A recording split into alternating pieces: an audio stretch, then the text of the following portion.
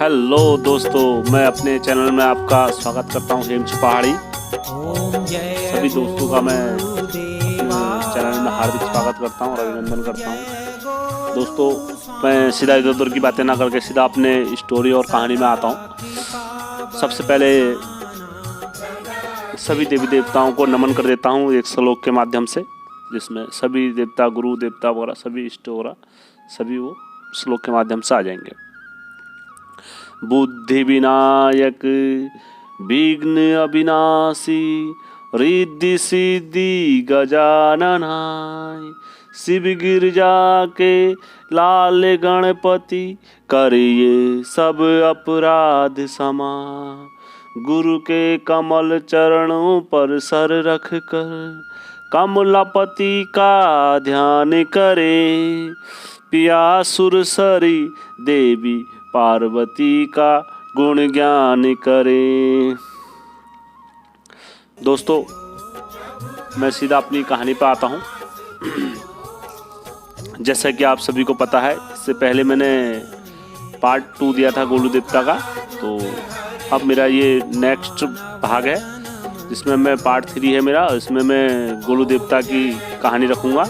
छिपला coat में जाके जो सैम देवता बंदी हो जाते हैं, तो गोलू देवता हरजू सैम देवता के साथ जाके और अपना वहाँ गोलू देवता की सैम देवता की बंदी छुड़ाते हैं। तो दोस्तों, जैसे कि आप सभी को पता है, हमारे स्थानीय देवता उत्तराखंड के जो हैं गोलू देवता हैं, और इनकी शक्ति के बारे में मैं क्या बखान करूं, ये तो सब लोग जानते ही हैं। और आज हमारे उत्तराखंड के कोई भी किसी भी घर में चले जाओ तो वहाँ गोलू देवता को पूजा जाता है। इष्ट देवता गोलू देवता ही कहलाते हैं। हर घरों में गोलू देवता की पूजा करी जाती है कुमाऊं क्षेत्र में। और कुमाऊं क्षेत्र के ये राजा थे, पंचतीर्थ राजा थे। और दोस्तों, गोलू देवता की कहानी पर आता हूँ सीधा कि गोलू देवता किस तरह से छिपला कोट जाते हैं। और उससे पहले मैं ज़रा कुछ झलकियाँ दिखाता हूँ आपको। ले चलता हूँ छिपला कोट और जोशीमठ कि गोलू देवता कैसे वहाँ गए और वहाँ इनने कैसे युद्ध करा। तो आओ दोस्तों मेरे साथ। जय जय देवती ते गोलू सुन मेरी पुकारा, आस लगा मेरी आयूं तेरी दरबारा। जय हो बाला गोरिया, जय हो गोयल गोरिया, भदरिया गोरिया, चहुरिया गोरिया, नामधारी तपधारी जसकारी माता कालिंका के पुत्र। हे गोलू देवता, आपने निर्धन को धन दिया, बाझन को पुत्र दिया, जिसने जैसी पुकार करी आपने उसको वो दिया। दोस्तों, मैं कहानी पर आता हूँ गोलू देवता की। हे गोलू देवता, मैं आपकी लीला का बखान कर रहा हूँ। मेरी जीवा से कोई ऐसा शब्द ना निकले। हे गोलू देवता, आप मेरी जीवा में विराजमान रहना, मैं आपकी लीला का ही बखान कर रहा हूँ। तो दोस्तों, ये उस वक़्त की बात है जिस वक़्त गोलू देवता डोटिया के सुराल को थाम के और वहाँ की रानी को थाम के घर को आ गए थे। तो जो इनके मामू हैं हर्ज और सैम, जो मैंने आपको पहले कहानी में बताया है, आपको अगर पता नहीं होगा तो आप मेरा पहले वीडियो का जो लिंक देख लेना। आप उसमें हर्ज और सैम जी की जो कहानी है उसमें मैंने बताया हुआ है इनके बारे में, सब कहानी का जिक्र भी कराया है हल्का। तो मैं आता हूँ कहानी पर। ये उस वक़्त की बात है जिस वक्त हर्जू अपनी मौसी के वहाँ थे। तो उस वक़्त बीच में हर्जू देवता को अपने भाई की याद आती है, सैम जी की। तो हर्जू जंगल में, घनघोर जंगल में होते हैं, तो उनके आँखों में आंसू होते हैं। तो वो अपनी मुरली निकालते हैं, मुरली निकाल के जंगल में मुरली बजाते हैं। तो उनकी मुरली में इतना करुणामय और संगीत था कि उनका संगीत सुनते सुनते वहाँ के जितने जंगल में जीव जानवर और जानवर वगैरह थे, तो वो सब उनका गीत सुन के आ गए। तो जो इंद्रासन में इंद्राणी बैठी थी, वहाँ बोलते हैं इंद्राणी, और इंद्र देवता जो बैठे थे, तो वो भी सुनते हैं इनका संगीत।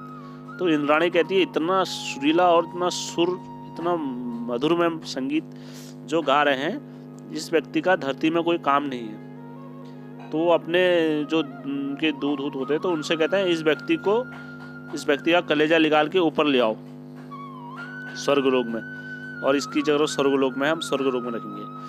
तब जैसी ये बात उनकी माता सुनती है, माता कन्या, तो वो भी क्योंकि स्वर्ग में थी, अब देवताओं का अवतार थी वो माता, वहीं स्वर्ग के अवतारी पुरुष बोला जाता था उनको।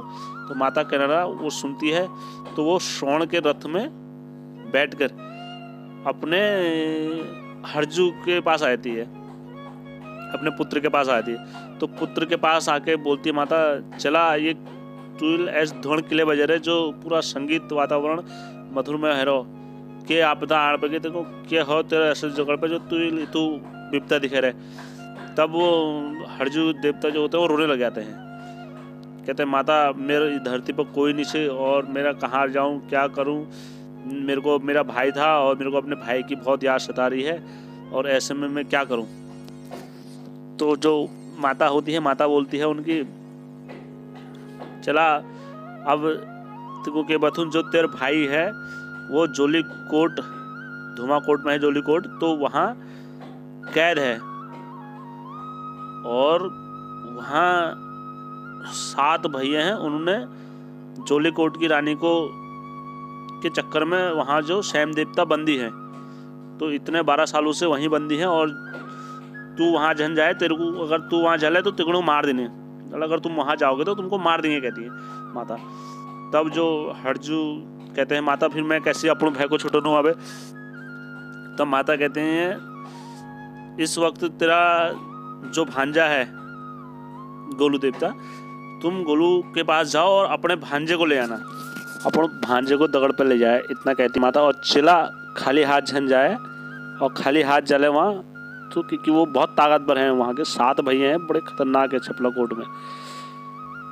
तब जो हरजू होते हैं तब वो वहाँ से जाते हैं और वहाँ से जाने के बाद वो गोलू देवता के पास जाते हैं, गोलू देवता के गोरिल्ला के पास जाते हैं और उनको बताते हैं कि ऐसी ऐसी बात है और हमारे जो तेरे मामू हैं वो छिपला कोट की जो रानी है उन पर मोहित हो गए थे, और मोहित होने के बाद वहाँ के जो छिपला कोट के जो राजा लोग हैं उनने 7 भाइयों ने उनको वहाँ बंदी बना दिया है। 12 साल से जो तुम्हारे मामू हैं वहाँ कैद है। जब इतना सुनते हैं गोरा बालूला, तो गोरा बालूला कहते हैं किसका नहीं होना आ गया रहना धरती में जिसने मेरे मामू को बंदी बनाया, मैं अभी जाके अपने मामू की बंदी खोल के आता हूँ। तो बड़ा तगड़ा गुस्सा आता गोरिल्ला को, लोहे जैसी छाती पे, क्योंकि उनको बोली कतई सहन नहीं होती थी। आग जो लागे नोनिया बदन में कंपन जो पैठे मामू की रजा तेरी मामू गदी रजा।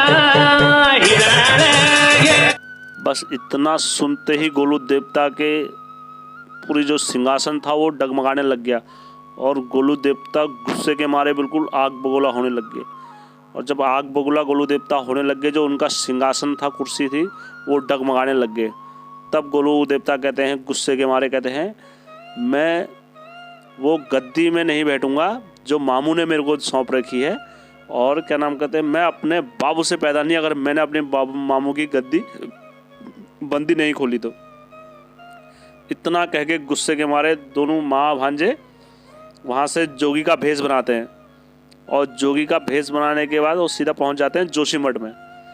जोशीमठ में जब पहुँचते हैं तो जोशीमठ में पहुँचने के बाद उनके जो मामू होते हैं हरजू, वो थक जाते हैं तो मुरली का शोर लगाने लग जाते हैं। तो गोलू देवता वहाँ से भिक्षा लेने चले जाते हैं जोशीमठ में। तो वहाँ इनको जोशीमठ में कोई भी भिक्षा नहीं देता है गोलू देवता को। तो गोलू देवता फिर अपने मामू को बताते हैं हरजू को कि मामू मैं भिक्षा मांगने गया, मेरे को यहाँ किसी ने भिक्षा नहीं दी। तब उनके मामू को गुस्सा चढ़ जाता है, तो मामू अपनी झोले से राख निकालते हैं और फुक्का मार देते हैं वहाँ को, फुक्का मार देते हैं। तो फुक्का मारने के बाद वहाँ पूरा तूफान वगैरह आ जाता है। तो वहाँ से अपना झोला चिमटा पकड़ते हैं तो वो मल्ला झुमा जोशीमठ में आ जाते हैं। तो वहाँ जब आते हैं तो वहाँ पर एक बुढ़िया होती है बैठी हुई। तो गोलू देवता वो बुढ़िया से पूछते हैं कि माता जी इधर हमें जोली कोट में जाना है और कहाँ तुम जोशी मठ का बिहार में एक बुढ़िया जो बैठी है लिए तबा बुढ़िया ने बाला गोरिया गणी सावधान जो करो छिपुला कोट की कहानी जो बताई छिपुला कोट में हलो कनिए ओ राजा छी बोला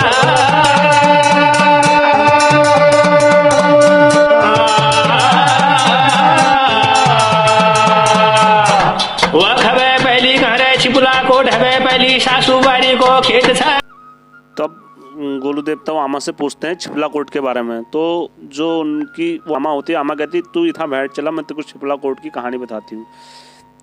छिपला कोट यहाँ पे दूर छे और यहाँ पे छिपला कोट कोई नहीं जाना। जो ले जा वहाँ रस्तम, क्योंकि छिपला कोट में बैठे रहते हैं छिपला कोट के राजा, और वो 7 भैया हैं। और छिपला कोट जाने से पहले रास्ते में एक खेत पड़ता है, सराय का खेत, एक खेत पड़ेगा, सासूवाड़ी का खेत है। और उससे थोड़ा सा आगे जाओगे तो 2 रास्ते निकलते हैं, एक उस चौराहे को निकलता है, एक उस चौराहे को निकलता है। और उसी चौराहे पर एक कुआं है। तो कुएं पे तुमको एक लड़की मिलेगी। तो वो लड़की मिलेगी, लड़की बैठ रहती है वहाँ पर, और वो लड़की का काम है केवल रास्ता भटकाने का। जैसे तुम उस रास्ते जाओगे तो लड़की तुम्हें दूसरे रास्ते पे भेज देगी, और जैसे तुम्हें दूसरे रास्ते पे लड़की भेजेगी तो तुम उससे आगे आगे जाओगे, तब वहाँ बैठा रहता है एक नौनामा मसाण। तो वो तुम्हें मिलेगा वहाँ पर, और वो मिलेगा, वो है बड़ा भयंकर मसाण है। वो इंसान को क्या हो तो जिंदा जानवरों को निकल जाता है। जब गोलू देवता इतना सुनते हैं तो वो चले जाते हैं वहाँ से अपनी घोड़ी पकड़ के। तो गोलू देवता चले जाते हैं तो वो अपने मामू को उनको पकड़ के उधर आगे को निकल जाते हैं। तो वहाँ पर एक पेड़ बैठ रहता है। तो पेड़ में बैठे रहने के बाद गोलू देवता मामू से कहते हैं, मामू मैं अपनी घोड़ी को पानी पिला लाता हूँ।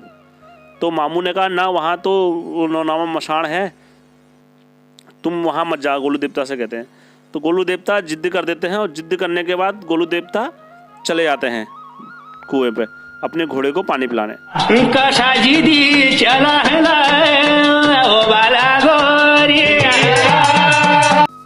तो गोलू देवता सरोवर में पहुंच जाते हैं वहाँ पर, क्योंकि वो जिद्दी हुए गोलू देवता। और जैसे ही उनने अपने घोड़े को पानी पिलाने के लिए उसमें डाला, कुएं में डाला ताल जैसे में, तो वहाँ पर से निकलता है नौनामा मसाण। और वो निकलते ही गोलू देवता के घोड़े को नीचे ले जाता है पैताल में को। जब गोलू देवता देखते हैं कि यार मेरा घोड़ा नीचे चले गया, तब गोलू देवता आओ देखते ना ताओ देखते हैं, और उसी टाइम पर कूद जाते हैं वो ताओ रोगे तौल में, और वहाँ चले जाते हैं। तो वहाँ घुसने के बाद दोनों में फिर हो जाती है लड़ाई, घमासान। दोनों में घमासान युद्ध चलता है, बड़ा भयंकर युद्ध चलता है। युद्ध चलते चलते मतलब चलते शाम हो जाती है। शाम होते ही गोलू देवता नौनामा मसाण जो होता है उसको बंदी बना लेते हैं। झगड़ा पकड़ के उसके बाढ़ हाथ पकड़ के बंदी बना के बाहर निकाल लाते हैं। तब अपने घोड़े में बैठ गया, और उसको वहाँ बैठने के बाद मामू के पास लाते हैं हरजू। तो हरजू मामू के पास लेकर आते हैं। जब मामू देखते हैं तो मामू देखने के बाद कहते हैं, जब इतना बड़ा भयंकर ये नौनामा मसाण है तो बाकी वो 7 लोग कैसे होंगे।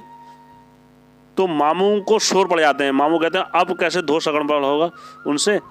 तो इतना जब मामू सुनते हैं उनके गोलू देवता, तो गोलू देवता को और भयंकर क्रोध आया था। तो गोलू देवता को क्रोध आया था, तो गोलू देवता कहते हैं कि अकेले तो सक नहीं पाएंगे हम, क्योंकि वो भी राजा थे छिपला कोट के।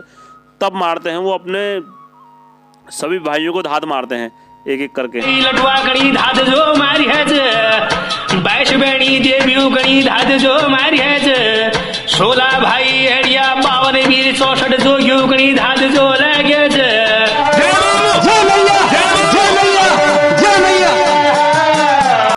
सभी को धात मारते हैं, अपना लटुआ भाई को धात मारते हैं गोलू देवता। 22 बहनों को मारते हैं देवियों को धात कि मेरी बहनें आओ युद्ध क्षेत्र में। और 16 भाई एड़ियों को धाल मारते हैं। एड़ी भाई को बोलते हैं कि यहाँ मेरे साथ युद्ध क्षेत्र में आओ एड़ी देवता को।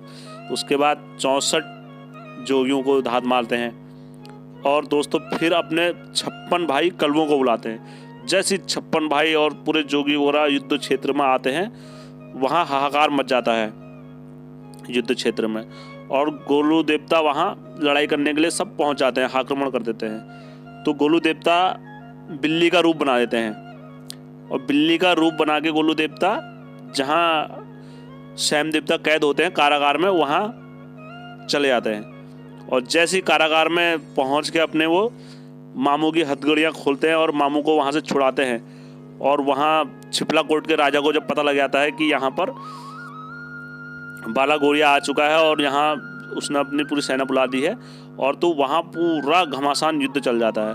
और घमासान युद्ध छोड़ने के बाद जब श्याम देवता भी वहाँ से छूट,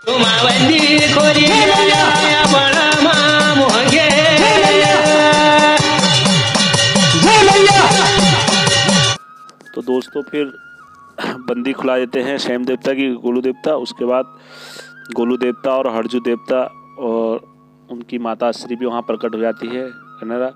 तो वो कई वरदानों से गोलू देवता को सुशोभित करते हैं और न्याय का देवता घोषित करते हैं वहाँ से। तो दोस्तों मैं आप लोगों को बताना चाहूँगा, जो हमारे ये घटना है पहाड़ों की, ये सत्य घटना पर आधारित है। आज अगर आप उधर जाते हो, जोली कोट में जाते हो या चितेज साइड में जाते हो, तो आपको इनके जीते जागते प्रमाण मिलेंगे। और गोलू देवता साक्षात वहाँ आज भी वहाँ के गाँव वासियों की, निवास वासियों की मदद करते हैं। और वहीं के नहीं दोस्तों, जो देश प्रदेश में कहीं जहाँ तहाँ तक इनकी केल रहती है, वहाँ तक उनके अपने भक्तों की रक्षा करते हैं। इनका जीता जागता प्रमाण है गोलू देवता का। तो दोस्तों ये गोलू देवता मेरे ही इष्ट देवता नहीं है, वो पूरे उत्तराखंड वासियों के इष्ट देवता है। अभी हाल ही में जैसे मोदी जी भी आए थे तो उन्होंने बोला था ये गोलू की पावन धरती है। तो दोस्तों हम सबका कर्तव्य बनता है कि हम गोलू देवता की पावन भूमि पे हैं, तो उनका देश में प्रचार प्रसार करें और उनको हर तरह हम अपनी भाषा से और हर तरह उनका आशीर्वाद लें।